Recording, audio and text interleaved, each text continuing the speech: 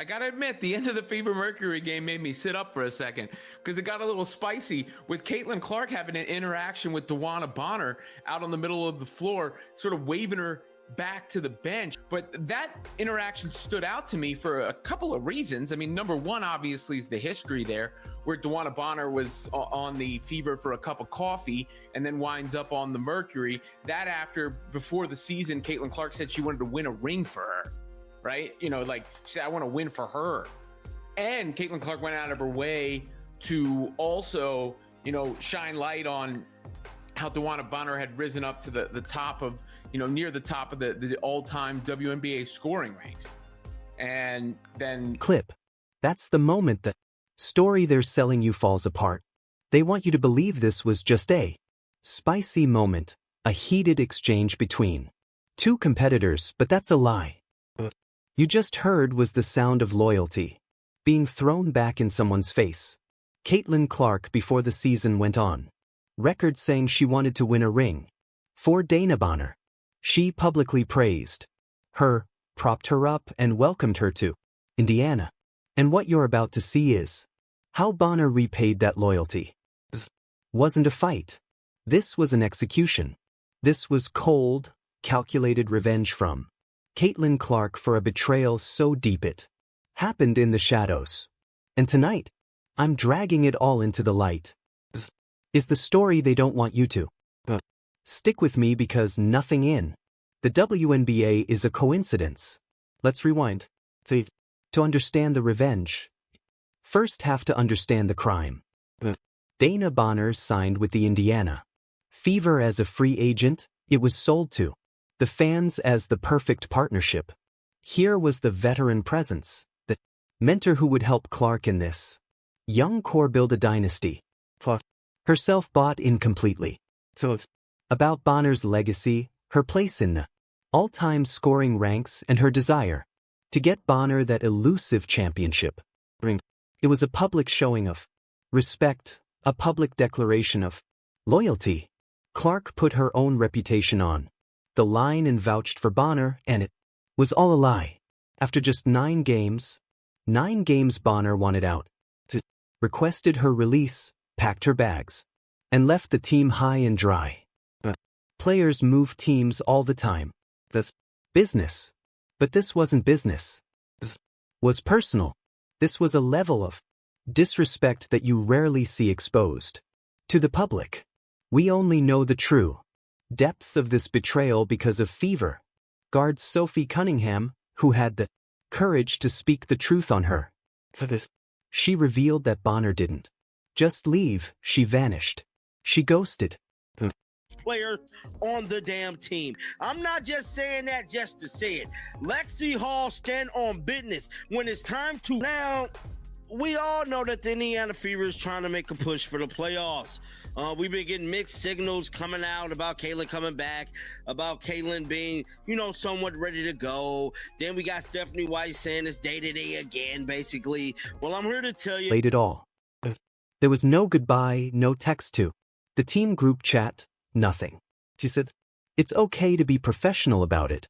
And send a text to your teammates. Just be like, hey, sorry this didn't work out. Good luck. But Bonner couldn't even offer them that basic human decency. She took the welcome, took the public praise from their superstar, and then she walked away without a single word, leaving everyone feeling betrayed. Cunningham admitted there was a little beef because of how it was handled. A little beef. That's the understatement of the year. This was a declaration of war. And don't let anyone tell you Clark forgot about it. She's not wired that way. She files everything away. This isn't even the first time these two have clashed. The bad blood goes back to last season's playoffs when Bonner was with the Connecticut Sunday. There was a verbal exchange, a light push from Clark after a no call on one of her shots. The tension was already there. Bonner's betrayal in Indiana just threw gasoline on the fire, and Clark was just waiting for the right moment to light the match. So, let's fast forward to September 2nd, 2025. The Fever are playing the Mercury. Clark has been sidelined for 19 straight games with a groin injury. She's in street clothes, a non-factor in the game itself. She's a sitting duck. And that's when Bonner saw her chance. During it, Bonner starts walking toward her bench, but she's jawing at the refs, complaining about a call. She's making it scene, and she does it right in front of the Fever bench, right in front of Caitlin Clark. This was the moment. Honor thought she was picking a fight with an injured player. She thought she was being tough, showing up the superstar who couldn't fight back, but she made a fatal miscalculation. Forgot who she was dealing with.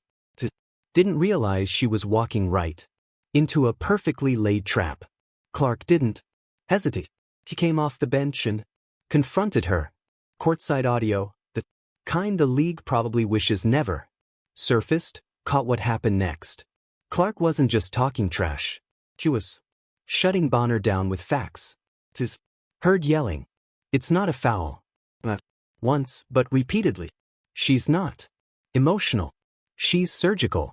She's dismantling Bonner's entire complaint in front of everyone. And then comes the kill shot. The moment of perfect, cold-blooded revenge.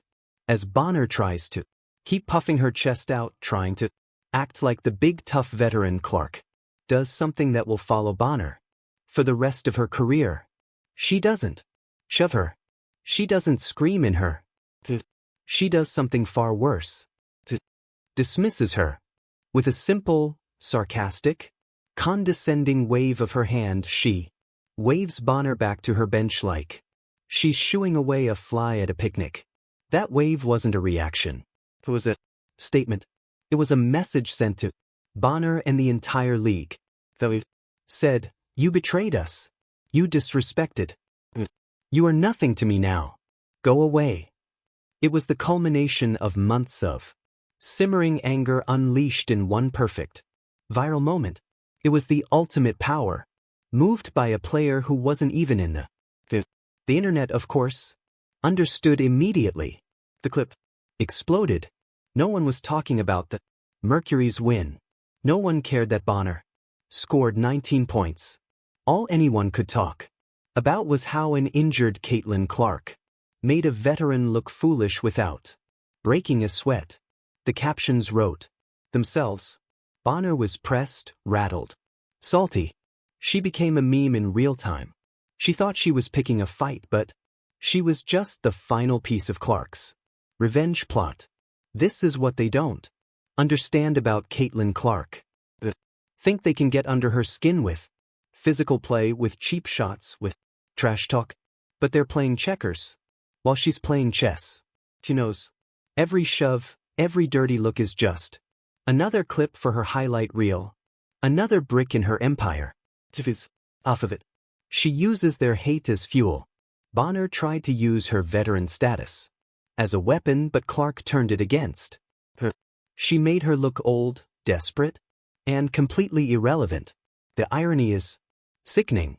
Bonner left the Fever, betrayed the team, ghosted the player who wanted to win for her, and then had the audacity to start a fight. And her punishment was to be publicly humiliated with a single flick of the wrist. That's not just a bad night.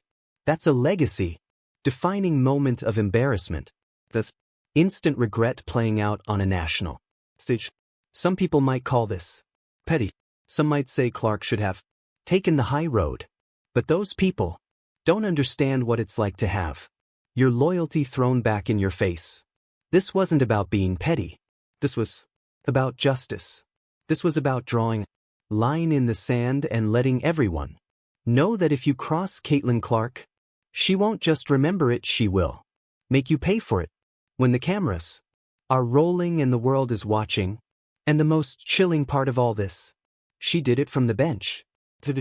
Complete control of a national WNBA narrative while wearing street clothes. She won the war without firing a single basketball. That is a level of power we have never seen before. This brings us to the bigger question, the one the league office in New York is terrified to answer. Is this just about Bonner, or is Bonner just another soldier in the Quiet war being waged against Caitlyn Clark. You see the patterns everywhere. The biased officiating, the welcome to. The league moments that look more like assault. The endless parade of veterans lining up to take their shot, thinking they can diminish her star power. Are all making the same mistake as Dana Bonner. They think they're challenging rookie, a young player who can be intimidated. They don't realize they are challenging a cultural phenomenon, silly. Master manipulator of the media, player who understands that the modern game is won in the court of public opinion just as much as it is on the hardwood. Dana Bonner was just the latest lesson. Public service announcement courtesy of Caitlyn Clark. Her revenge was so perfect, so complete, that Bonner will never live it down. She's not remembered for her points. She's remembered for being waved off like a child. But the story isn't over. This was just one battle. Clark is still injured and the veterans are still lining up. The question you have to ask yourself is if this is the cold-blooded revenge she delivers from the sidelines. What is she planning for when she gets back on the court? Who's next on the list? Because I'm digging, and what I'm finding suggests this goes deeper than any of us can imagine. The betrayal might have started with Bonner, but it certainly doesn't end with her.